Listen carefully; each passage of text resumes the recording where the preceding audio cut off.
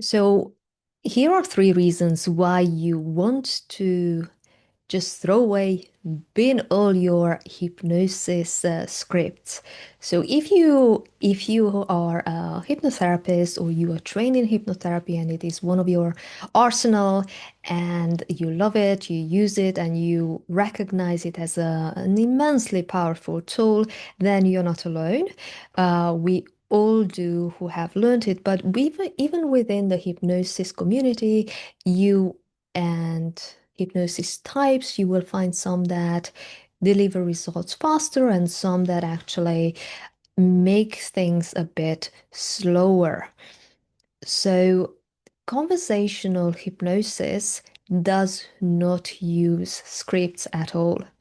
In fact, you go into the session, you ask your client, what's the problem? And then a discussion, a conversation emerges from that which starts the processing. So, here are the reasons why we don't use hypnosis scripts, and especially scripts, which means something that you read out at the end. So not the protocol. Even for the protocol, this is very, very relaxed, but I'm focusing on what you would read, let's say at the end, unless that is indeed your whole hypnosis way of doing things. So, one, you don't want a script because you would be talking about the symptoms. So let's say your client comes in because they are going through a breakup or they have just gone through breakup. You are specializing in breakup and helping them regain confidence as well as go through the grief of breakup without a lot of bad emotions or intense emotions, and potentially reducing that time and also avoiding having all sorts of wounds that could resurface in the future. So you are helping these clients, and but you already know because you learned it in on the first day that whatever the presenting problem is a symptom.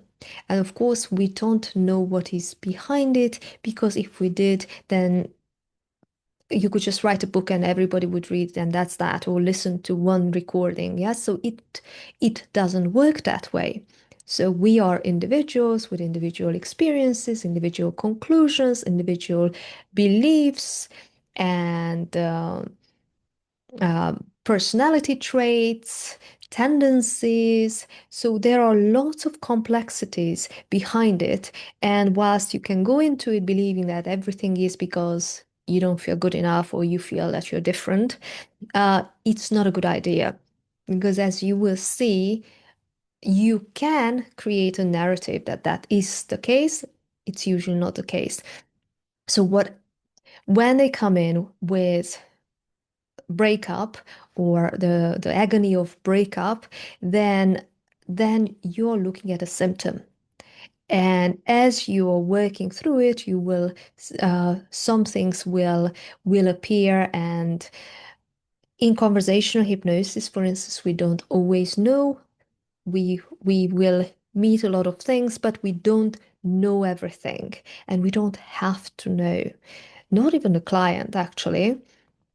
But when you're then reading out a script about how wonderful they are, how much they love themselves, that no matter what they are going through, or maybe sticking to the positive if you believe that the brain can't understand the negative. So it's about the symptoms. So it's basically useless. Because if you believe that there are things underneath, there's a root cause, or there are several root causes that are fueling it and making it worse than it should be, then uh, why would you talk about the symptom? Now, the second thing is that by giving them resources, for instance, ways to think about themselves, ways to feel, things to do every day when you wake up, you look outside and you you breathe in the fresh air and you're reminded by how lovable you are. Uh, those resources are not as strong. Basically, they are weaker than whatever their unconscious mind can give them. So, and if you give them the resources, then they don't need to come up with them with that themselves, even though we all know that they can and they would. So you don't want to limit.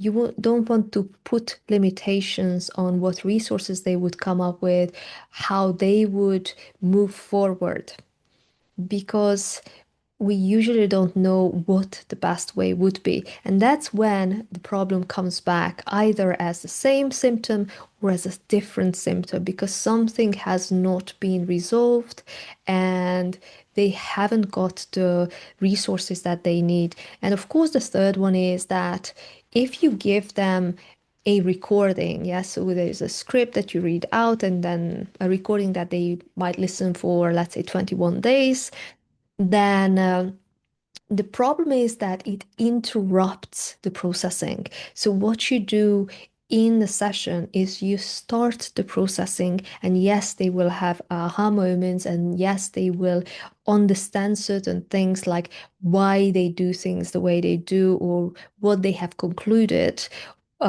However, that processing, when done well, continues after the session. It can continue for hours, it can continue for days or even weeks. And the longer it continues, usually the better or the more powerful the results are. So you don't want to interrupt that processing because then the problem can either come back or as with weaker resources, or they might be left with a subpar resource. So you're doing them a disservice. And of course, you can also think about it as you are actually preparing and you're putting in time that is not necessary. So, just to recap, you don't want to use scripts and just spin them, besides the fact that that will save us a lot of time that you can use either marketing or time with clients.